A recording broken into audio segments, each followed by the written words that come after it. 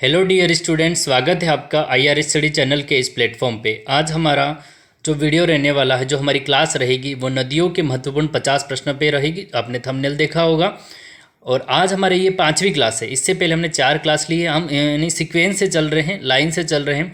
पहले स्थिति विस्तार, भौतिक प्रदेश, जलवायु, मृदा संसाधन। अब नदियों की बात करेंगे। फिर हम बांध, सिंचाई परियोजना है, कौन कौन सी झीलें हैं, उनके महत्वपूर्ण 50-60 जो भी क्वेश्चन बनते हैं, इंपॉर्टेंट क्वेश्चन, उनको लेंगे। और नदियों के जो 50 महत्वपूर्ण क्वेश्चन हैं, देखिए अगर देखा जाए तो नदियों से बहुत सारे क्वेश्चन बनते हैं, लेकिन मैंने उन्हीं क्वेश्चन को लिया है जो कि बहुत ही ज़्यादा महत्वपूर्ण हैं और एग्ज़ाम में बार बार पूछे जाते हैं। क्योंकि कुछ एग्ज़ाम यानी कुछ क्वेश्चन हम कहाँ करेंगे, सिंचाई परियोजना में जैसे ही करेंगे तो नदियों के लगभग 50 क्वेश्चन तो हमारी सिंचाई परियोजना के अंतर्गत शामिल हो जाएंगे। और 50 क्वेश्चन मैंने वो महत्वपूर्ण क्वेश्चन लिए हैं जो कि एग्जाम में पूछे गए, और कुछ क्वेश्चन ऐसे हैं जो कि महत्वपूर्ण है और एग्जाम में नहीं पूछे गए, उनके आने की संभावना बहुत अधिक थी। तो आइए अपने क्वेश्चन की ओर आगे बढ़ते हैं। अपना जो सबसे पहला क्वेश्चन हो जाएगा कि निम्न में से कौन सी नदी राजस्थान के पूर्वी मैदानी भाग में प्रवाहित नहीं होती है। यानी ये जो 4 नदियाँ दे रखी है, मोरेल है, बाणगंगा, काकनी और ढूंढ, इन नदियों में से वो नदी कौन सी है जो कि पूर्वी मैदानी प्रदेश में प्रवाहित नहीं होती है। तो हमारा सही आंसर हो जाएगा, जो सही आंसर होगा वो काकनी नदी होगी। कौन सी होगी? काकनी नदी हो जाएगी। इसके बाद में दूसरा क्वेश्चन है अपना, ये हो जाएगा कि राजस्थान में माही नदी किन जिलों की सीमा बनाती है। देखो, नदियाँ होती है, पहाड़ होते हैं, और यानी तालाब होते हैं, सागर होते हैं, समुद्र होते हैं, महासागर होते हैं, ये हमेशा प्राकृतिक सीमा बनाते हैं। तो आपसे इस तरह से भी पूछा जा सकता है कि माही नदी किन जिलों के बीच में बहती है, किन जिलों की प्राकृतिक सीमा बनाती है। तो डूंगरपुर और बांसवाड़ा में प्राकृतिक सीमा बनाती है। इसके बाद में तीसरे क्वेश्चन की बात कर देते हैं। चंबल नदी राजस्थान में किन जिलों की सीमा बनाती है। तो चंबल नदी राजस्थान में कोटा और सवाई माधोपुर 2 जिलों की प्राकृतिक सीमा बनाती है। नेक्स्ट क्वेश्चन की ओर चलते हैं। चौथा क्वेश्चन हो जाएगा कि निम्न में से कौन सी नदी अरब सागर नदी तंत्र का भाग नहीं है। देखो, अरब सागर नदी तंत्र क्या कहलाता है और बंगाल की खाड़ी नदी तंत्र क्या कहलाता है। इसका मतलब ये होता है, वे नदियाँ जो प्रत्यक्ष और अप्रत्यक्ष रूप से, यानी सीधा नदी जाके या फिर किसी छोटी नदियाँ होती है किसी बड़ी नदी में, और बड़ी नदी बहुत बड़ी नदियों में मिलकर अपना जल, यानी प्रत्यक्ष और अप्रत्यक्ष रूप से यदि वो नदी का जल है अरब सागर में जाता है तो अरब सागर नदी तंत्र कहलाता है। और यदि प्रत्यक्ष और अप्रत्यक्ष रूप से नदी यदि बंगाल की खाड़ी में जाती है, बंगाल की खाड़ी में अपना पानी ले जाती है, तो इसे बंगाल की खाड़ी नदी तंत्र कहलाता है। देखो, काली सिंध, चंबल, पश्चिम बनास और बनास, तो इनमें से कौन सी अरब सागर नदी तंत्र का भाग नहीं है। तो अपना जो सही आंसर हो जाएगा वो हो जाएगा पश्चिम बनास। कौन सा हो जाएगा? पश्चिम बनास। आइए नेक्स्ट क्वेश्चन की ओर आगे बढ़ते हैं। क्वेश्चन नंबर अपना है 5। देखो, यहाँ पे अब क्वेश्चन किस प्रकार से पूछा जाता है, इसलिए मैंने एक साथ 4-5 क्वेश्चन ले लिए, ठीक है। तो आपको मतलब 5, 6, 7 इस तरह से मानना है इसको। और इसका देखो, ये लेने का मतलब ये है, मैंने सीधा क्वेश्चन उठाया है पीडीएफ बना के, क्योंकि इस टाइप से क्वेश्चन यानी सुमेलित कीजिए, कौन सा असत्य है कौन सा सत्य है, इस टाइप से बहुत ज़्यादा, यानी इस प्रकार से आप इंपॉर्टेंट क्वेश्चन मानो, इस प्रकार के क्वेश्चन अब ट्रेंड चल रहा है, इस प्रकार के क्वेश्चन ज़्यादा से ज़्यादा पूछे जाते हैं। तो आइए देखते हैं इसको। 5वां क्वेश्चन हो जाएगा, निम्न में से कौन सा सुमेलित नहीं है। देखो, ये कृषि अधिकारी कृषि 2021 में पूछा गया क्वेश्चन है ये। तो पहला मिलान कर लेते हैं अपन। तो एक बेडज नदी का उद्गम है वो गोगुंदा की पहाड़ियाँ उदयपुर से होता है, तो ये सही हो जाएगा। बेडज नदी का उद्गम गोगुंदा की पहाड़ियाँ उदयपुर से है, सही है। इसके बाद है गंभीर नदी जावद की पहाड़ियाँ से, तो ये भी सही है। बाणगंगा नदी बैराट की पहाड़ियाँ जयपुर से उद्गम होता है, तो ये भी सही है। लेकिन माही नदी खमनोर की पहाड़ियाँ राजसमंद, ये बिल्कुल गलत है, ठीक है। माही नदी खमनोर की पहाड़ियाँ, ये इसका चौथा आंसर गलत हो जाएगा। तो यहाँ से देखें, क्योंकि माही नदी यूँ देखें तो मध्य प्रदेश से इलाके से आती हुई है, ठीक है। फिर राजस्थान में यू आकार में प्रवाहित होती है, बांसवाड़ा से प्रवेश करती है, डूंगरपुर बांसवाड़ा में बहती है और वापस मध्य प्रदेश की ओर वो चली, मतलब फिर आगे वो चली जाती है, मतलब तो यू आकार बनाती है। देखो, राजस्थान की एकमात्र जो है यू आकार की नदी है, ठीक है, राजस्थान में यू आकार बनाती है, ये माही नदी है। तो देखो, बेडज नदी गोगुंदा की पहाड़ियाँ, गंभीरी नदी जावद की पहाड़ियाँ, बाणगंगा बैराट पहाड़ियाँ जयपुर से निकलती, सही बात है। लेकिन माही नदी खमनोर की पहाड़ियाँ राजसमंद वाला आंसर गलत हो जाएगा। इसके बाद अपन बात करते हैं छठे क्वेश्चन की। राजस्थान के किस जिले में द्रव्यवती नदी जल प्रदूषण से संबंधित समस्याओं का सामना कर रही है, यानी जयपुर में एक नदी है द्रव्यवती नदी, ठीक है। ये काफ़ी बड़ी नदी नहीं है, छोटी मोटी नदी है, ठीक है। ये 2020 के पूछा गया है कनिष्ठ अभियंता के अंतर्गत। देखो, तो इसमें पूछा गया है कि द्रव्यवती नदी जल प्रदूषण है किस संबंधित समस्याओं का सामना कर रही है, तो किस जिले में है, तो ये जयपुर जिले में स्थित है। इसके बाद में 7वां क्वेश्चन पढ़ते हैं, निम्नलिखित में से कौन सा सुमेलित नहीं है। यहाँ पे भी हमें सुमेलित पूछा गया, सत्य असत्य सुमेलित की बात करेगा, ठीक है। तो बनास नदी का उद्गम खमनोर की पहाड़ियाँ राजसमंद से निकलती है। ये एग्जाम आरएस में भी पूछा गया था, ठीक है। ऐसी कौन सी नदी है जो कि खमनोर राजसमंद से निकलती है। फिर आगे मैदानी भागों में इन काफ़ी लंबा चौड़ा स्टेटमेंट देख के पूछा गया था, वो बनास नदी थी। तो निम्नलिखित में कौन सा सुमेलित नहीं है, तो बनास नदी खमनोर की पहाड़ियाँ राजसमंद से निकलती, बिल्कुल सही है। इसके बाद बाणगंगा जो नदी है वो बेराड की पहाड़ियाँ जयपुर से निकलती है। और कांतिली नदी है खंडेला की पहाड़ियाँ सीकर से निकलती है। कांतिली नदी खंडेला की पहाड़ियाँ सीकर से निकलती, ये भी सही है। लेकिन कांकनी नदी कुंभलगढ़ की पहाड़ियों से निकलती है, ये गलत हो जाएगा, ठीक है। तो चौथा ऑप्शन हमारा गलत होगा, तो इसका जो सही आंसर क्या है, चौथा। इसके बाद में अपन बात करते हैं 8वें क्वेश्चन की ओर आगे बढ़ते हैं। निम्नलिखित में से कौन सी नदी अजमेर जिले में प्रवाहित नहीं होती है, तो खारी, डाई, मासी, बनास, ठीक है। तो ये मासी नदी नहीं बहती है, ठीक है। खारी है, डाई है, बनास है, मासी, इनमें से कौन सी नदी है जो अजमेर ज़िले में प्रवाहित नहीं होती है, तो मासी नदी प्रवाहित नहीं होती है। इसके बाद में आगे बढ़ते हैं, नेक्स्ट क्वेश्चन हो जाएगा, निम्न में से कौन सी नदी का उद्गम सेवर की पहाड़ियाँ, ठीक है, सेवर की पहाड़ियाँ से नहीं होती है, तो चंबल नदी, बनास नदी, माही नदी या साबी नदी। तो मतलब सॉरी, सेवर की पहाड़ियों से उद्गम होता है, तो ये आपकी साबी नदी हो जाएगी। कौन सी हो जाएगी, साबी नदी। चंबल, बनास, माही, उनका उद्गम सेवर की पहाड़ियों से नहीं होता है। सेवर की पहाड़ियों से उद्गम होने वाली नदी का नाम है साबी नदी। कौन सी हो जाएगी, साबी नदी। इसके बाद में नेक्स्ट क्वेश्चन की ओर आगे बढ़ते हैं, पूर्ण रूप से राजस्थान में बहने वाली सबसे लंबी नदी का नाम बताइए। यानी देखो, हमें यूँ देखा जाए तो अगर राजस्थान में थोड़ी बहुत प्रवाहित होती है कोटा की साइड में चंबल नदी, तो चंबल नदी काफ़ी लंबी, लेकिन राजस्थान में इतना प्रवाह क्षेत्र नहीं है।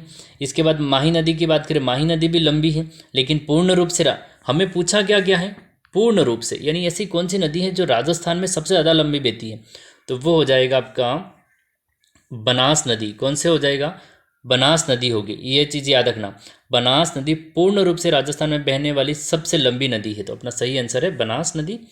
इसके बाद अगले क्वेश्चन की ओर आगे बढ़ते हैं। देखो, किस स्थान से चंबल नदी राजस्थान राज्य में प्रवेश करती है। 84गढ़ नामक स्थान से कोटा के आसपास ये है, वहाँ से चंबल नदी राजस्थान में प्रवेश करती है, ठीक है। फिर कोटा बूंदी वाले इलाकों में प्रवाहित होती है ये। तो किस स्थान से चंबल नदी राजस्थान राज्य में प्रवेश करती है, 84गढ़, अगर कोटा और बूंदी वाले इलाके में है ये, ठीक है। इसके बाद में बात करते हैं अगले क्वेश्चन की ओर। निम्नलिखित में से कौन सा सुमेलित नहीं है। देखो, ये 2018 में पूछा गया है एसीएफ में और एफआरओ के परीक्षा के अंतर्गत, तो यही पैटर्न रहेगा मोस्ट ऑफ एग्जाम। देखो, 3 पैटर्न रहते हैं, एक तो सुमेलित कीजिए, कौन सा असत्य है, दूसरा हो गया, तीसरा रहेगा सीधा पूछ लेगा ये नदी कहाँ पे है, कौन सा उद्गम है। एक ही ऑप्शन, यानी 4 ऑप्शन में से कोई एक सेलेक्ट करने होगा। देखो, अब बात करते हैं कौन सा सही और कौन सा गलत है इसकी। तो लूनी और झवाई बेसिन, यानी लूनी नदी का बेसिन और झवाई नदी का बेसिन गोडवाड़ प्रदेश में, तो बिल्कुल सही है। पाली, जालोर है, नागौर वाला इलाका हो जाएगा। अब तो लूनी और झवाई बेसिन वाला है, तो इसको गोडवाड़ प्रदेश कहते हैं, बिल्कुल सही है। चंबल बेसिन तो उत्खात भूमि के लिए, ये चंबल बेसिन है न केवल राजस्थान में बल्कि इंडिया लेवल पे, भारत लेवल पे भी पूछा जाता है। जो एग्जाम स्टेट पीएससी होती है उसमें, कि कौन सी नदी होती है जो अपने उत्खात स्थलाकृतियों के लिए या अवनावलिका अपर्दन के लिए पूरे भारत में फेमस है, तो चंबल नदी है, ठीक है। तो बिल्कुल सही है ये। माही नदी 56 का मैदान बनाती है। प्रतापगढ़ और बांसवाड़ा के मध्य माही नदी होती है, वो 56 का मैदान बनाती है। इसे क्या कहा जाता है, सॉरी, तो इसे माही बेसिन कहा जाता है। 56 का मैदान दक्षिणी राजस्थान याद रखना आप, सिंपल सा। फिर बनास बेसिन बांगड़ प्रदेश, तो बांगड़ प्रदेश तो शेखावटी प्रदेश है, तो बनास बेसिन तो ये गलत हो जाएगा, क्योंकि बनास बेसिन तो खमनोर की पहाड़ियाँ राजसमंद से निकलती है बनास नदी, तो यहाँ चौथा ऑप्शन गलत हो जाएगा अपना। अगले क्वेश्चन की ओर आगे बढ़ते हैं। निम्नलिखित स्वरों नहीं है, शहर है, ठीक है। निम्नलिखित शहरों में से कौन सा जवाई नदी के किनारे है? पाली, जालोर, झालावाड़, चित्तौड़गढ़।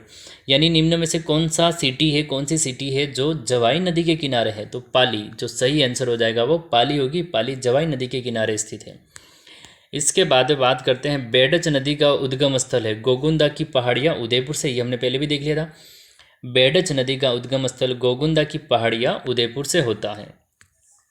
अगले क्वेश्चन की ओर आगे बढ़ते हैं। अगला क्वेश्चन हो जाएगा अपना, यही क्वेश्चन है वापस, मतलब इस तरह से लिया गया है।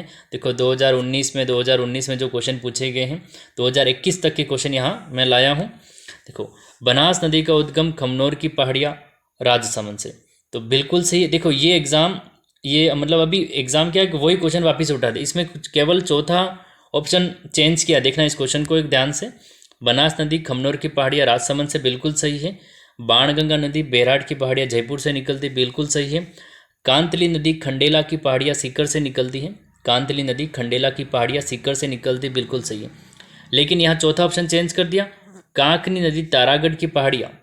भाई काकनी नदी तारागढ़ की पहाड़ियाँ तो अजमेर में है। तारागढ़ की पहाड़ियाँ अजमेर से काकनी नदी नहीं निकलती है, ठीक है, ये याद रखना। काकनी नदी तारागढ़ की पहाड़ियाँ अजमेर से नहीं निकलती है। सही आंसर हो जाएगा चौथा। अगले क्वेश्चन की बात करते हैं। जाखम, माही और एरू, इसको ईरू भी कहते हैं। ये एरू लिखा है ना, इस नदी को ईरू नदी भी कहते हैं, ठीक है। तीनों नदियाँ राजस्थान के निम्नलिखित में से किस जिले का निरूपण करती है? तो प्रतापगढ़ जिला। कौन सा हो जाएगा? प्रतापगढ़।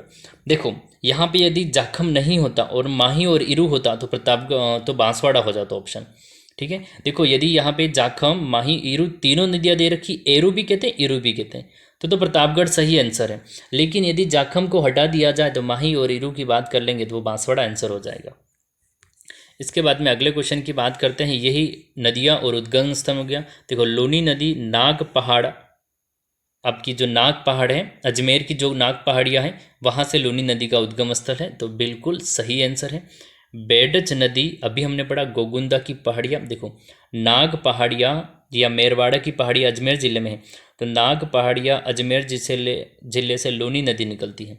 बेडच नदी गोगुंदा की पहाड़ियाँ उदयपुर से निकलती है। फिर सोम नदी बिछामेड़ा की पहाड़ियाँ, ये बिछामेड़ा की पहाड़ियाँ कहाँ हैं? बिछामेड़ा की पहाड़ियाँ उदयपुर जिले के ऋषभदेव के अंतर्गत हैं। ऋषभदेव तहसील है, ऋषभदेव के अंतर्गत है, ठीक है। देखो इसके बाद में सॉरी नहीं, ये सोम नदी है वो बिछामेड़ा की पहाड़ियाँ से निकलती है, ये उदयपुर डिस्ट्रिक्ट से ही है, ठीक है। फिर माही नदी है विंध्याचल पहाड़ियाँ, ये गलत हो जाएगा। माही नदी मध्य प्रदेश के महू जिले से निकलती है, ठीक है। मध्य प्रदेश के जो महू की पहाड़ियाँ वहाँ से निकलती है, ये गलत हो जाएगा आपका। तो लूनी नदी नाग पहाड़ की पहाड़ियाँ, फिर बेडज गोगुंदा की पहाड़ियाँ, सोम बिछामेड़ा की पहाड़ियाँ, फिर से बता रहा हूँ बिछामेड़ा की पहाड़ियाँ ये लगभग ऋषभदेव वाला एरिया है, वहाँ से निकलती है। और माही, ये चौथा ऑप्शन अपना गलत हो जाएगा। आगे बढ़ते हैं। नेक्स्ट क्वेश्चन है, निम्नलिखित में से कौन सा युग्म सही सुमेलित नहीं है? यहाँ से पूछा गया निम्न में से कौन सा युग्म सही सुमेलित नहीं है, पूछा गया हमसे। देखो अलवर की बात करते हैं तो साबी और रूपारेल नदियाँ हैं। उदयपुर की बात करते हैं तो बनास और बेडज नदियाँ हैं। करौली की बात करते हैं झंगर और गंभीरी नदी है। डूंगरपुर में बाणगंगा, मोरल। भाई डूंगरपुर में बाण, गंगा और मोरल नदी नहीं है, ठीक है। यहाँ देखना आप इसको, अगर अपन पढ़ते हैं 1 मिनट। देखो अलवर में साबी नदी और रूपारेल नदी बिल्कुल सही है। और इस रूपारेल नदी को भरतपुर की जीवन रेखा कहा जाता है। The life line of Bharatpur, तो रूपारेल रिवर हो जाएगा। The life line of Bharatpur, तो आपकी रूपारेल रिवर हो जाएगी, रूपारेल नदी हो जाएगी। साबी नदी भी अलवर में बहती है। उदयपुर में बनास बेडज हम पढ़ रहे हैं, ठीक है। खमनौर की पहाड़ियाँ राजसमंद से निकलती, यानी थोड़ा बहुत एरिया उदयपुर का आ जाता है। बनास नदी को इंक्लूड कर लिया, दोनों ऑप्शन सही हो जाएंगे। करौली में गंभीरी नदी है, गंभीर नदी, ठीक है। गंभीरी नदी और झंगर बिल्कुल सही हो जाएगा। लेकिन डूंगरपुर में बाणगंगा और मोरेल नदियाँ नहीं हैं, ठीक है। डूंगरपुर में माही नदी थोड़ी बहुत प्रवाहित होती है, ठीक है। जहाँ बेणेश्वर धाम है वहाँ पे सोम, माही, जाखम तीनों का संगम है, तो यहाँ पे ये असंगत हो जाएगा। इसके बाद में बात करते हैं अगले क्वेश्चन की, कि निम्न में से कौन सी नदी जैसलमेर बेसिन में नहीं गिरती है? तो यानी बीत की, लीलड़ी, सुकड़ी, घुघरी। तो भाई लीलड़ी जो नदी है वो पाली के आसपास की है, लीलड़ी है, सुकड़ी भी पाली के आसपास भी, लेकिन वो थोड़ी आगे बहती है। तो इनमें जैसलमेर के आस जैसलमेर बेसिन में नहीं गिरती है, यानी जैसलमेर वाले इलाके में नहीं जा सकती है। तो इनमें से कौन सी नदी है? तो लीलड़ी नदी। कौन सी हो जाएगी? लीलड़ी नदी। इसके बाद में बात करते हैं, निम्न में से कौन सी नदी बांसवाड़ा जिले में नहीं बहती है? निम्न में से कौन सी नदी बांसवाड़ा जिले में प्रवाहित नहीं होती है या नहीं बहती? देखो, चेना, माही, अनास, तीनों नदियाँ बांसवाड़ा में बहती हैं। ठीक है, यहाँ आप सोम को लेके कंफ्यूज हो जाओगे, सोम नदी को लेके, लेकिन सोम नदी प्रतापगढ़ और डूंगरपुर में बहती है, प्रतापगढ़ वाले इलाके में और डूंगरपुर वाले में। लेकिन ये सोम नदी है बांसवाड़ा जिले में प्रवाहित नहीं होती है। तो यहाँ पे अपना सही आंसर तीनों तो हो जाएगी, बहती है और सोम नहीं बहती है। इसके बाद में अगले क्वेश्चन की बात करते हैं, राजस्थान में किस नदी को मृत नदी कहा जाता है? गग्गर नदी या प्राचीन सरस्वती नदी को? इसके दो नाम हैं, गग्गर नदी भी कहते हैं जो कि हनुमानगढ़ जिले में बहती है, और प्राचीन सरस्वती नदी है। इस गग्गर नदी का ही नाम है प्राचीन सरस्वती नदी। इसको मृत नदी, इसको सोत्रा नदी भी कहते हैं। ठीक है, तो राजस्थान की किस नदी को मृत नदी, गग्गर नदी, प्राचीन सरस्वती नदी, सोत्रा नदी को भी कहा जाता है?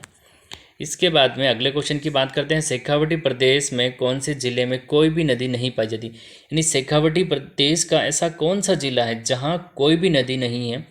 चोरू जिला। कौन सा हो जाएगा? चोरू जिला। अगले क्वेश्चन की बात करते हैं, चूलिया जलप्रपात किस नदी द्वारा बनाया जाता है? तो चंबल नदी के द्वारा। और राजस्थान का सबसे बड़ा और सबसे ऊंचा जलप्रपात कौन सा है? तो चूलिया जलप्रपात चंबल नदी के द्वारा बनाया जाता है। कौन सा हो जाएगा? चूलिया जलप्रपात चंबल नदी के द्वारा बनाया जाता है। राजस्थान का सबसे बड़ा और सबसे लंबा, ये सबसे ऊंचा जलप्रपात है। इसके बाद में बात करते हैं, लूनी नदी के प्रदूषण का मुख्य स्रोत क्या है? वर्तमान में लूनी नदी प्रदूषित होती जा रही है काफ़ी। क्या कारण है? रंगाई छपाई उद्योग, यानी लूनी नदी के किनारे क्या कर रहे हैं, मतलब अब फैक्ट्रियाँ ज़्यादा लगने लगी रंगाई छपाई उद्योग की, इसलिए लूनी नदी वर्तमान में प्रदूषण यानी प्रदूषण से ग्रस्त है, प्रदूषण फैल रहा है उस नदी में। इसके बाद में बात करते हैं, निम्न में से कौन सी नदी सांबर झील में गिरती है? ठीक है, निम्न में से कौन सी नदी सांबर झील में गिरती है? इसको आप 5 स्टार 7 स्टार दे दीजिए। मोस्ट इम्पोर्टेंट क्वेश्चन है, पूरे का पूरा मैं अपने नोट से ही यानी फ़ोटो खींच के स्कैन करके ले आया हूँ, ताकि पूरी नदियाँ बता दूँ मैं, किस प्रकार से उत्तर से आती, किस प्रकार से दक्षिण में आती, कौन सी नदी ज़्यादा लवणता लगती है। किसी भी टाइप से अगर सांबर झील से यदि कोई भी क्वेश्चन पूछा जाए तो हमारा क्वेश्चन गलत नहीं होना चाहिए, और ना ही हम कुछ छूटे इसके अंदर। तो देखिए, देखो ये पूरा डायग्राम देख ले, ये पूरी की पूरी सांबर झील की बात कर लेते हैं अपन। देखो पहला ऑप्शन, पहली लाइन, राजस्थान में आंतरिक प्रवाह का सर्वश्रेष्ठ उदाहरण सांबर झील को माना जाता है। सबसे पहली बात तो यही। ठीक है, जैसे कांतली नदी भी है, गग्गर नदी भी है, लेकिन आंतरिक प्रवाह का अगर सबसे अच्छा उदाहरण माना जाए तो सांबर झील है। सांबर झील में मिलने वाली प्रमुख नदियों की बात कर लेते हैं। देखो, उत्तर से मिलने वाली नदियाँ हैं। ठीक है, उत्तर से मिलने वाली नदियाँ खारी, खंडेला, मंथा और ढूंढ, ये याद रखना, उत्तर से मिलने वाली है। ऊपर से आने वाली नदियाँ खारी, खंडेला, मंथा, ढूंढ, खारी, खंतेला, मंडा, ढूंढ, ये। और ये जो ढूंढ नदी है, ठीक है, इसके बाद में अगर क्रम से पूछे, सबसे पहले खारी, खंडेला, मंथा और ढूंढ उत्तर से आने वाली नदियाँ हैं। इसके बाद में ध्यान रखना आप, यहाँ से दक्षिण से एकमात्र नदी है रूपनगढ़। तो यहाँ से क्वेश्चन पूछने की पॉसिबिलिटी बहुत ज़्यादा होगा, इसको महत्वपूर्ण कर लेना। सांबर झील में दक्षिण से मिलने वाली कौन सी नदी है? रूपनगढ़ नदी है। ठीक है, रूपनगढ़ नदी होगी।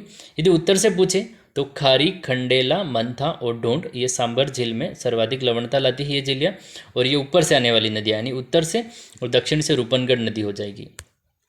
आंतरिक नमक उत्पादन में विश्व का सबसे बड़ा क्षेत्र कौन सा है? तो सांबर झील। ना कि राजस्थान, न भारत, बाकी पूरे वर्ल्ड में आंतरिक नमक उत्पादन की बात कर रहे हैं। ठीक है, तो आंतरिक नमक उत्पादन विश्व का सबसे बड़ा क्षेत्र माना जाता है, वो सांबर झील को माना जाता है। तो यहाँ समझ में आ गया क्वेश्चन किस तरह से पूछा गया था कि सांबर झील में गिरने वाली नदियाँ बताइए।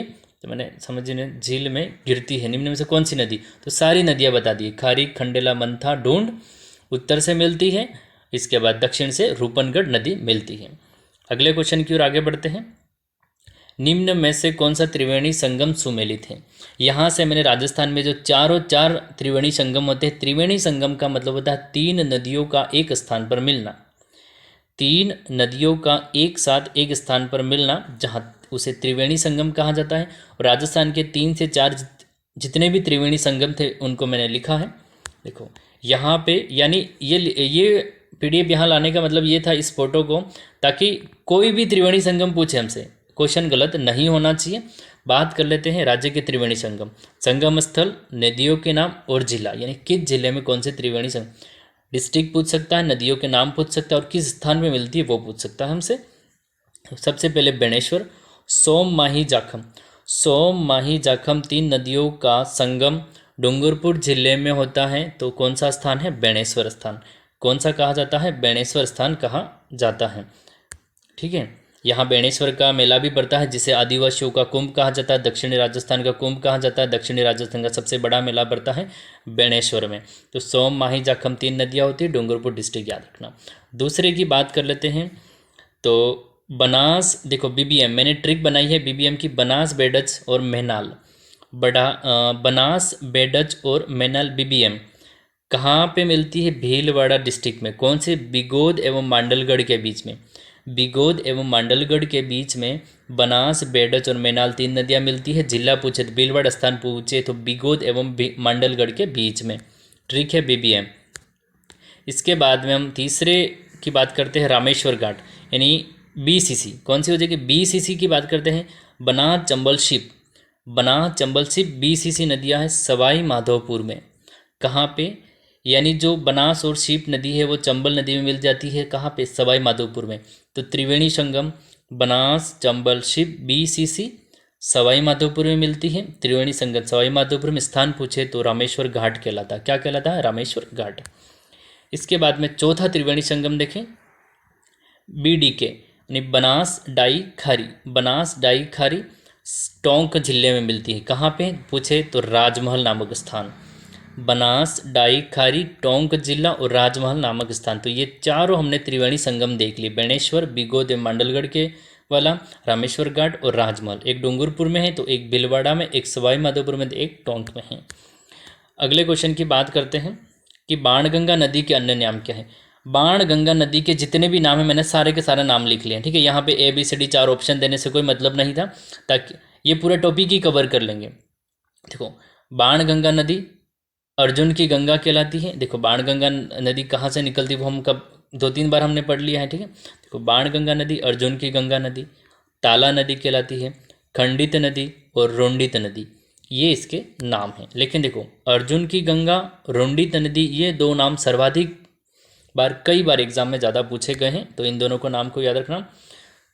अर्जुन की गंगा नदी उपनाम किसका है, बाणगंगा का। रुंडित नदी बाणगंगा, ताला नदी बाणगंगा, खंडित नदी बाणगंगा, ये 4 इसके उपनाम हैं। राजस्थान में क्षेत्रफल की दृष्टि से नदियों का सही आरोही क्रम, आरोही क्रम का मतलब होता है बढ़ता क्रम और अवरोही क्रम का मतलब होता है घटता क्रम। तो आरोही क्रम यानी बढ़ता क्रम। देखो यानी एरिया के हिसाब से पूछे कौन सी नदी कितने किलोमीटर बहती है। ठीक है, देखो अगर बात करें तो ये क्रम इस हिसाब से लिखा गया है, सॉरी ये क्रम इस हिसाब से लिखा गया है मैंने, ये क्रम इस हिसाब से है। यानी सबसे, अगर देखो अगर 4-5 ऑप्शन होते हैं, यानी कहने का मतलब सबसे लंबी बनास है, इतना याद रखना। इसके बाद में लूनी आ जाती है, इसके बाद में चंबल आ जाती है और इसके बाद में आपकी कांतली नदी आ जाती है। ठीक है, किलोमीटर के हिसाब से, या ऑप्शन नहीं लिखे हैं मैंने। आपको अगर बेसिकली याद रखना है तो इतना याद रखना, सबसे लंबी तो बनास होती है और इसके बाद हमेशा लूनी का नंबर आता है, इसके बाद चंबल का नंबर आता है। ये 3 नदियाँ याद रखना आप। ठीक है, ये 3, चौथा ऑप्शन तो अपने आप कर लोगे। सबसे लंबी बनास होती है राजस्थान में, पूर्ण रूप से बहती है, काफ़ी अच्छा क्षेत्र, मतलब इतना सारा क्षेत्रफल एरिया में। फिर लूनी आ जाती है इसके बाद, क्योंकि लूनी भी नागपाड़ अजमेर से निकलती है, फिर वो नागौर वाले इलाके में जाती है, फिर वापस नीचे पाली है, जालोर है, मतलब इस तरह से कितना एरिया कवर करती है वो। इसके बाद में चंबल नदी है और इसके बाद कांतली नदी है। अगले क्वेश्चन की ओर आगे चलते हैं। निम्नलिखित में से कौन सी नदी माही नदी की सहायक नदी है, नदी नहीं है। निम्नलिखित में से कौन सी नदी माही नदी की सहायक नहीं है, नहीं पूछा गया है। मैंने माही नदी में जितनी भी नदियाँ मिलती हैं सारी की सारी ले आया हूँ। ठीक है, यहाँ से माही नदी को पूरा का पूरा अपन समझ लेते हैं। ठीक है, देखो यहाँ से देख लेते हैं। देखो ये तो है उद्गम स्थल, ठीक है, पूर्व दिशा में। यहाँ से चलती है, ये इसका पश्चिम दिश समाप्ति स्थल है, ये देख लेना। अब अपन बात कर लेते हैं माही नदी के कौन कौन सी नदी है। ईरू नदी मिलती है, लाखन नदी मिलती है, चाप नदी मिलती है, जाखम मिलती है, सोम मिलती है, मोरैन मिलती है। ठीक है। और अगर ऐसा पूछा जाए कि देखो कौन कौन सी नदी हो गई, प्रथम तो एराव नदी है। अगर क्वेश्चन के टाइप बता देता हूँ, सब हमें ये पूछ सकता है कि माही नदी में मिलने वाली सबसे प्रथम नदी कौन सी है, तो एराव नदी कौन सी हो जाएगी। माही नदी में मिलने वाली सबसे फर्स्ट नदी एराव नदी। और माही नदी में मिलने वाली सबसे अंतिम नदी पूछे तो अनास नदी। और अनास परियोजना राजस्थान की स्वयं की खुद की सबसे बड़ी परियोजना है, यानी दूसरी बहुउद्देशीय परियोजना किसी न किसी के साथ संयुक्त है, लेकिन अनास परियोजना राजस्थान की खुद की है, ना किसी से कोई पार्टनरशिप नहीं है, स्वयं की स्वतंत्र है, सबसे बड़ी है ये। ठीक है, बांसवाड़ा में है ये अनास परियोजना। देखो एराव नदी सबसे प्रथम, अनास नदी सबसे अंतिम। इसके बाद में याद रखना कौन कौन सी नदी और मिलती है, तो यहाँ से चालू कर लेते हैं। क्रम पूछे तो ईरू नदी मिलती है, लाखन मिलती है, चाप मिलती है, जाखम मिलती है, सोम मिलती है, मोरैन मिलती है, और अंतिम में अनास नदी मिलती है। प्रथम में एराव नदी मिलती है। तो अब कौन सी नदी नहीं मिलती है, तो कोई भी हमें नदी दे, इससे कोई मतलब नहीं, हमारा पूरा टॉपिक ही क्लियर हो गया। ठीक है, वापस रिवाइज कर लेता हूँ। यहाँ से देखो प्रथम नदी, माही नदी में मिलने वाली प्रथम नदी तो एराव नदी, अंतिम नदी तो अनास नदी। अगर इस हिसाब से पहले पूछे तो अनास नदी हो जाएगा। पश्चिम दिशा से मिलने वाली प्रथम नदी एनास, पूर्व दिशा से इराव नदी। ठीक है, ईरू, लाखन, चाप, जाखम, सोम, मोरैन ये सभी की सभी माही नदियों की सहायक नदियां हैं। अब कौन सी नहीं है, तो कोई भी ऑप्शन होगा हमारा आंसर बिल्कुल सही हो जाएगा। अगले क्वेश्चन की ओर आगे बढ़ते हैं। लूनी नदी की सहायक नदी बताइए। अब लूनी नदी को पूरा का पूरा कवर लेते हैं। देखो ये लूनी नदी है, कम से कम इसमें थोड़ा मैं टाइम लूँगा। लूनी नदी से बहुत, अभी वर्तमान में देखा जाए 20-21 के आप पुराने पेपर उठा रखे देना। ठीक है, इस लूनी नदी से, बनास नदियों से क्वेश्चन बहुत ज़्यादा, देखो चंबल और माही से अब क्वेश्चन कम बनने लग गए हैं। ठीक है, थोड़ा इजी हो चुका है। अब माही नदी, अब लूनी नदी है, लूनी नदी की सहायक नदियां हैं। फिर झालोर पाली में जो नदियां बहती है वो अभी काफ़ी एग्जाम में पूछी जा चुकी हैं। अब यहाँ से देखना पूरा समझते हैं। ठीक है, देखो नाग पहाड़ अजमेर से लूनी नदी का उद्गम और कच्छ के रण में समापन, पहला पॉइंट हो गया। नाग पहाड़ अजमेर से तो बिल्कुल ये क्या करती है, प्रवाहित होती है और कच्छ के रण में विलुप्त हो जाती है। इसके बाद में बात करते हैं, जब ये नाग पहाड़ अजमेर से निकलती है तो एक जल की धारा, यानी थोड़ी बिल्कुल नदी का रूप नहीं लेती, छोटी जल की धारा यानी नाले के रूप में बहती है, जिसे अजमेर में सरस्वती नदी कहते हैं। यानी यहाँ से यहाँ तक जो अजमेर में बहती है ना, तो इसको सरस्वती नदी कहते हैं स्टार्टिंग में, क्योंकि एक नाले के रूप में थी, ज़्यादा बड़ा रूप लिया नहीं। लेकिन आगे जाके थोड़े मैदानी भागों में धीरे धीरे निकलने लगी, तो नागौर के बाद से यहाँ तक ये लूनी नदी कहलाती है। यहाँ से यहाँ तक ये लूनी नदी कहलाती है।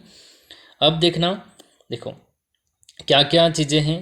देखो यहाँ से लीलड़ी नदी मिलती है, यहाँ से मीठड़ी नदी, बांडी नदी, सूकड़ी नदी, झवाई नदी और सागी नदी। कितनी नदियाँ होगी यहाँ से देखिए आप सारी नदियाँ।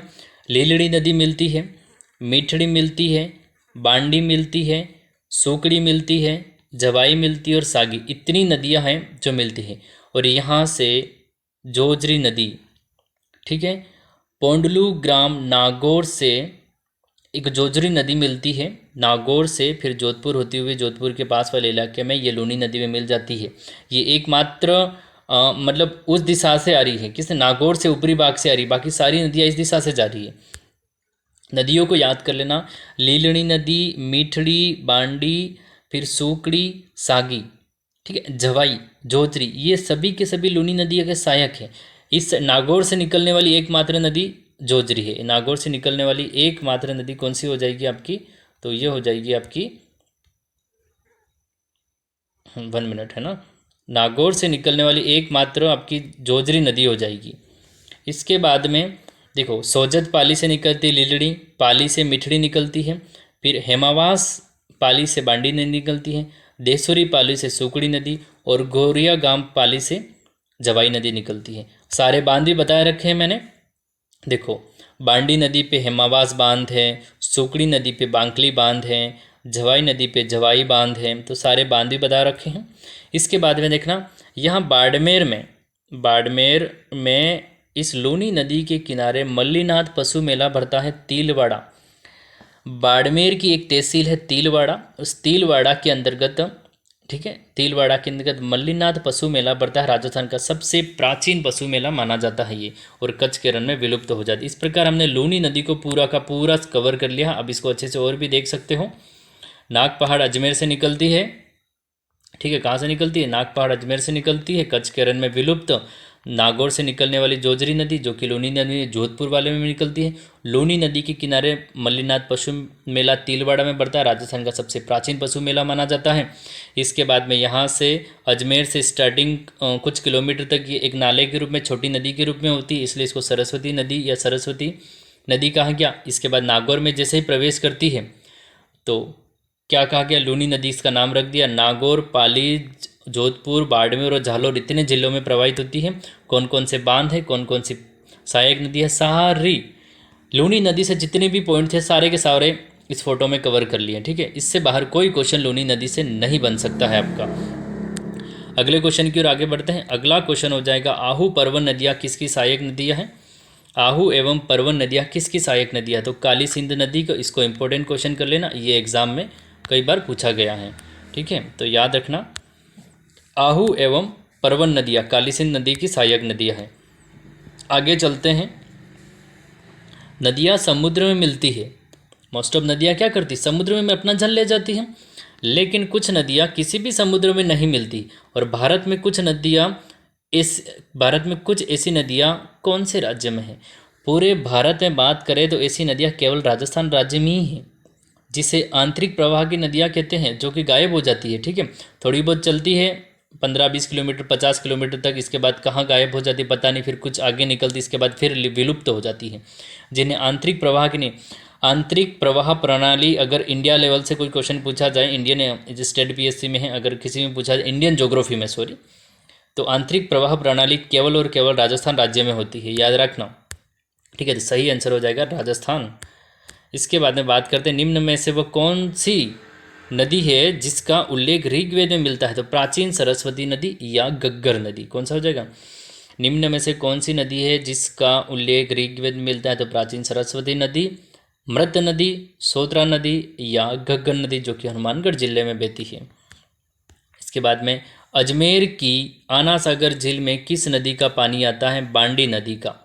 अजमेर की आना सागर झील में किस नदी का पानी आता है? तो बांडी नदी का पानी आता है, इसको याद रखना आप। इसके बाद में बात करते हैं, देखो, जब पुष्कर की पहाड़ियों में भारी वर्षा होती है तो बाढ़ कहाँ पर आती है? बालोतरा में। देखो, अब इसका कारण क्या है? इसका कारण ये है कि अजमेर में जो पुष्कर वाली पहाड़ियाँ यानी अजमेर में मेरवाड़ा की पहाड़ियाँ, अजमेर में जो अरावली की पहाड़ियाँ हैं, तो उसमें क्या होती है, बिल्कुल पहाड़ियाँ हैं, तो पहाड़ी इलाकों से जब नदी निकलती है तो उफान के साथ तेज़ गति से निकलती है, ठीक है। तो वो यानी अजमेर सिटी में पानी नहीं भरेगा। जिस तरह मान लो यहाँ पे कोई पहाड़ियाँ है, ठीक है, यहाँ पे इस तरह से पहाड़ी है, तो यहाँ से कोई नदी निकली तो बिल्कुल सीधी निकल जाएगी, ठीक है। लेकिन जैसे ही यहाँ पे अगर मैदानी भाग आ जाए तो पानी फैल जाएगा, नहीं पानी फैलेगा, तो पानी फैलेगा यानी बाड़मेर बालोतरा वाले इलाके में पहाड़ी भाग कम हो गया। और पहाड़ी भाग कैसे कम हुआ? नदी फिर ये क्या करेगी, नदियाँ जो भी जाएगी वो मैदानी भागों में, और मैदानी भागों में जाते ही पानी फैल जाता है, तो बाड़मेर वाले बालोतरा वाले इलाकों में बाढ़ आने की संभावना अधिक बढ़ जाती है। तो समझ में आ गया, पहाड़ी से नदी निकलती सीधा के सीधा पानी ले जाती है, सिटियों में नहीं घुसता है, नहीं, ठीक है। लेकिन जैसे मैदानी भाग है, बालोतरा और बाड़मेर में मैदानी भाग आता है, नदियाँ पानी अपना सभी इलाकों में फैल जाता है, जिससे बाढ़ आने की संभावना बढ़ जाती है। तो ये एग्जाम में पूछा गया है, जब पुष्कर की पहाड़ियों में भारी वर्षा होती है तो बाढ़ कहाँ पर आती है? तो बालोतरा या बाड़मेर में आ जाती है। इसके बाद अगले क्वेश्चन की बात करते हैं, सिरोही, प्रतापगढ़, दौसा, भरतपुर में से किस जिले में जाखम नदी प्रवाहित होती है? तो प्रतापगढ़ जिले में। किस जिले में? देखो, सिरोही, प्रतापगढ़, दौसा, भरतपुर, 4 जिलों में से किस जिले में जाखम नदी? तो प्रतापगढ़ जिले में। और आपको मैं बता दूं कि जाखम, प्रतापगढ़ जिले में जाखम नदी पे जाखम बांध बना हुआ है, राजस्थान का सबसे ऊंचा बांध है, याद रखना। राजस्थान का सबसे ऊंचा बांध जाखम नदी पर जाखम बांध है, जो कि प्रतापगढ़ में है। राजस्थान का सबसे लंबा बांध जो है आपका माही बजाज बांध है, जो कि माही नदी पर बांसवाड़ा जिले में बना हुआ है, जो कि सबसे लंबा है और सबसे ऊंचा है, प्रतापगढ़ वाला। आयड़ नदी का नाम उदय सागर झील के बाद क्या हो जाता है? ये बेडच नदी हो जाता है। क्या आयड़ नदी और बेडच नदी एक ही है, लेकिन स्टार्टिंग में आयड़ कहते हैं, फिर उदय सागर झील में जब ये नदी गिरती है, इसके बाद जब वापिस निकलता है इसका पानी, तो इसको बेडच नदी कहते हैं। ये याद रखना आप अच्छे से, ये एग्जाम में कई बार पूछा जा चुका है। निम्न में से कौन सी नदी आंतरिक प्रवाह का उदाहरण है? आंतरिक प्रवाह का मतलब होता है नदियाँ उद्गम स्थल से कुछ किलोमीटर तो अच्छे प्रवाहित होती हैं, फिर रेतीले भाग में या फिर छोटे छोटे कंकड़ पत्थर, जिस तरह अपने नदी के किनारे देखेंगे छोटे मोटे कंकड़ पत्थर होते हैं, थोड़ा बहुत रेतीला भाग, वहाँ से नदी ऐसे भाग में कुछ किलोमीटर तक गायब हो जाती है, मतलब 20 किलोमीटर, 15 किलोमीटर, 50 किलोमीटर नदियाँ गायब हो जाती है। इसके बाद में वो पुनः प्रकट हो जाती है, और इसके बाद में कई बार तो नदियाँ उद्गम स्थल से थोड़ी बहुत चलती, इसके बाद में गायब हो जाती है, तो वापस हमें दिखती नहीं है। और मोस्ट ऑफ नदियाँ कच्छ के रन में, रेगिस्तान वाले इलाकों में गायब हो जाती है। ठीक है, तो ये आंतरिक प्रवाह का उदाहरण केवल और केवल राजस्थान में कौन सी? घग्गर नदी। ठीक है, घग्गर नदी है, वो कच्छ के रन में गायब हो जाती है। कांतली नदी, काकनी, सांबी, रूपारेल, मंथा, ये जो है आंतरिक प्रवाह की नदियाँ हैं। इतना आप अच्छे से इनको, ये नदियाँ पूरा की पूरी मैंने लिख दी है। देखो, घग्गर नदी आंतरिक प्रवाह की नदी है, कांतली नदी, ठीक है, फिर काकनी नदी, साबी नदी है, रूपारेल, मंथा नदी। 1, 2, 3, 4, 5 और 6, 6 की 6 नदियाँ आप याद रखना। ठीक है, 6 की 6 नदियाँ मैंने पूरे पूरे एग्जाम्पल लिख लिए, कोई एग्जाम्पल और नहीं है, 6 नदियाँ ही हैं राजस्थान की जो कि आंतरिक प्रवाह का एग्जाम्पल मानी जाती हैं। इसके बाद में अगले क्वेश्चन की बात करते हैं। निम्न में से कौन सी नदी अरब सागर नदी तंत्र, निम्न में से कौन सी नदी अरब सागर नदी तंत्र का भाग नहीं? अब मैं पूरा का पूरा अरब सागर नदी तंत्र उठा के ले आया हूँ, ताकि जितनी भी नदियाँ हैं आपको सारा अरब सागर, फिर से बता रहा हूँ, वे नदियाँ जो प्रत्यक्ष अप्रत्यक्ष रूप से अपना जल अरब सागर में ले जाती है, उन्हें अरब सागरी नदी तंत्र का भाग माना जाता है। देखिए अब इस फोटो को, यहाँ से हम पूरा अरब सागर नदी तंत्र को समझ लेंगे। ठीक है, ये माही नदी मैंने साथ में ले ली है ताकि आपको समझाने के लिए। देखो, लूनी नदी और लूनी नदी की सहायक नदियाँ देख लेते हैं। ठीक है, लूनी नदी और इसकी सहायक नदी। देखो, लूनी नदी तो अरब सागर का भाग है, लेकिन लीलड़ी, जवाई, मिठड़ी, सागी, बांडी, जोजरी और सुकड़ी हमने पढ़ी। अगर लूनी नदी है किसका भाग? अरब सागर, तो भाई इसके में आने वाली सारी की सारी नदियाँ हो जाएंगी। फिर पश्चिम बनास नदी और इसकी सहायक है शिपू, पश्चिम बनास नदी भी अरब सागर नदी तंत्र का भाग है। इसके बाद में बात करते हैं साबरमती नदी। साबरमती नदी हथमनी, सई, वेत्रक, मानसी और वहकल, ठीक है, इसकी सहायक नदियाँ हैं। देखो, साबरमती नदी, लूनी है, पश्चिम बनास है और माही नदी, ये अरब सागरी नदी तंत्र का भाग है। ठीक है, माही नदी की बात करें, सोम, जाखन, लाखन, चाप, अनास, एराव, तो ये सारी ईरू और मोरेन हमने अभी देखी थी। माही नदी की सारी सहायक नदियाँ हमने देख ली थी। तो आपको मोटे तौर पे याद रखा जाए तो लूनी, पश्चिम बनास, साबरमती और माही नदी ये अरब सागर नदी तंत्र का है। ये इनकी उप नदियाँ या इनकी सहायक नदियाँ जैसे शिपू। साबरमती की याद रखना, हतमती, सई, वेत्रक, मानसी, वाकल। माही की सोम, जाखम है, लाखन है, चाप, अनास, एराव, इरू, मोरेल, ये सारी नदियाँ हो जाएगी। अब यहाँ से क्वेश्चन बता देता हूँ, हम साबरमती नदी, ये साबरमती नदी इसलिए इम्पोर्टेंट हो जाती है कि राजस्थान की ये एक ऐसी नदी है जो निकलती तो राजस्थान से है, लेकिन ये 17 से 20 किलोमीटर तक, जनरली कई जगह 27 किलोमीटर लिखा है, कई 17 लिखा है, नहीं 17 किलोमीटर के अंदर अंदर। ठीक है, ये उदयपुर से निकलती हैं। ठीक है, उदयपुर की पहाड़ियों से निकलती है, उदयपुर में जो अरावली की पहाड़ी है वहाँ से निकलती है। इसके बाद में ये गुजरात में प्रवेश कर जाती है। तो एक ऐसी नदी मानी जाती है जो इसका उद्गम स्थल राजस्थान है, लेकिन राजस्थान में प्रवाहित नहीं होती, ना के बराबर प्रवाहित होती है। तो इस प्रकार यदि क्वेश्चन पूछा जाए तो सही आंसर है साबरमती नदी, जिसका उद्गम राजस्थान है लेकिन प्रवाह क्षेत्र गुजरात है। इसके बाद में बात कर लेते हैं अपन माही नदी की। ठीक है, माही नदी को अगर समझना है तो यहाँ से आप देख सकते हैं पूरी माही नदी है। ये मैंने नोट्स बनाए थे।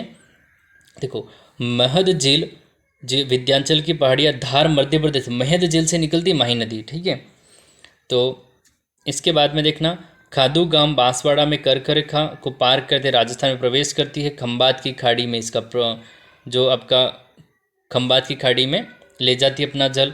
यहाँ से सोम नदी है, यहाँ पे जाखम नदी है। इस तरह से अपन पूरा इसको समझ सकते हैं। ठीक है, तो यहाँ पे इसके अगर देखा तो वागड़, माही नदी को क्या कहते हैं? वागड़ या कांठल की गंगा, दक्षिण राजस्थान की स्वर्ण रेखा, आदिवासियों की गंगा, उल्टे वी आकार में बहने वाली नदी।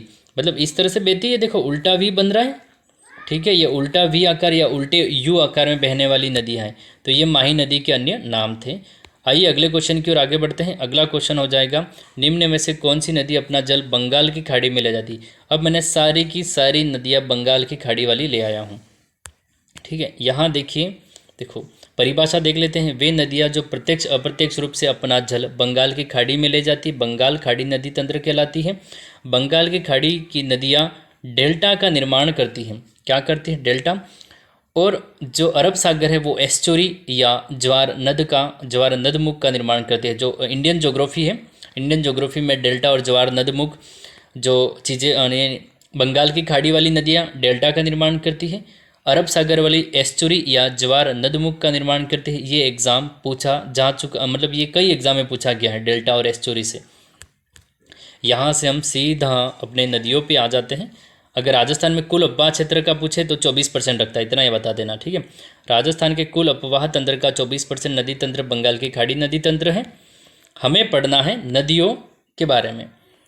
चंबल नदी, बाण गंगा नदी, चंबल नदी और बाण गंगा नदी कौन सी हो जाएगी? अपने दो नदियाँ हो जाएगी, एक तो चंबल और बाण गंगा नदियाँ।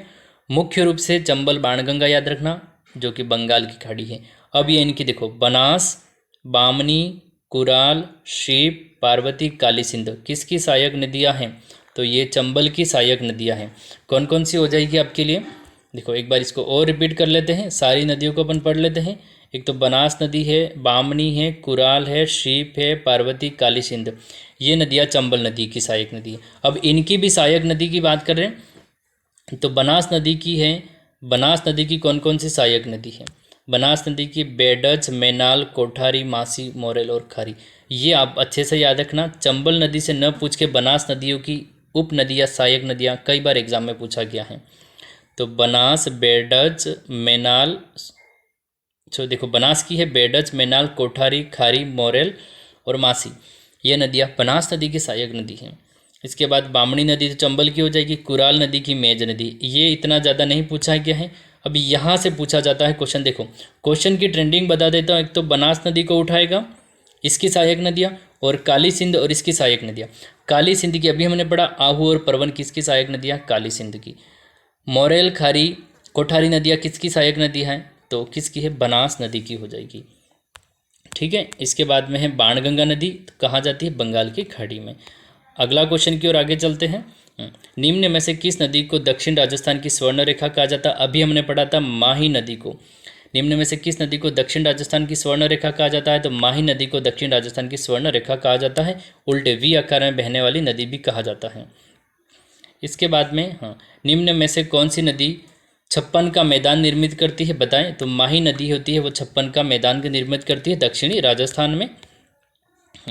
राजस्थान में बहने वाली लूनी नदी अंत में कहाँ विलुप्त हो जाती है? अभी मैंने बताया था, लूनी नदी का उद्गम नाग पहाड़ अजमेर से होता है, सरस्वती कहलाती है। फिर नागौर से फिर जालोर तक लूनी कहते हैं, और विलुप्त कच्छ के रन में होती है। कहाँ होती है? कच्छ के रन में विलुप्त होती है। तो आज का हमारा ये अंतिम क्वेश्चन था। इस प्रकार हमने 50 महत्वपूर्ण टॉप 50 क्वेश्चन किए, टॉप 50 क्वेश्चन किए जो कि विगत एग्जाम में आ चुके थे। और इसके अलावा मैं पूरे के पूरे पेज उठा के लाया लूनी नदी को समझाने के लिए, बंगाल खाड़ी तंत्र को समझाने के लिए, अरब सागरी नदी तंत्र को समझाया, माही नदी को, जो इंपॉर्टेंट थे वो सारे क्वेश्चन। इससे बाहर ना तो आपको नोट्स बनाने की ज़रूरत है, ना ही कहीं और से बुक से पढ़ने की ज़रूरत है। ये क्वेश्चन आपके लिए काफ़ी होंगे नदियों से, ठीक है। अगर कोई क्वेश्चन आया नदियों से तो बनास है, काली सिंध है, उनकी उपनदियाँ हैं, फिर लूनी नदी की सारी उपनदियाँ देख ली। अगर आपको क्वेश्चन अच्छे लगते हैं, क्वेश्चन का लेवल अच्छा लगता है, कमेंट बॉक्स में ज़रूर बताइए। वीडियो को लाइक करें, शेयर करें, और चैनल पे नए हैं तो चैनल को सब्सक्राइब जरूर करें, और अधिक से अधिक अपने सभी फ्रेंड को शेयर करें, ठीक है, ताकि उनके भी जीके काफ़ी अच्छी हो जाए। और इसके बाद में देखो, ये तो हम भूगोल की चल रही, राजस्थान ज्योग्राफी चल रही है, इसी तरह इंडियन ज्योग्राफी और Rajasthan history, art and culture की भी क्लास लाएंगे, ठीक है। आप अधिक से अधिक शेयर जरूर कीजिए। थैंक यू, मिलते हैं नेक्स्ट क्लास में।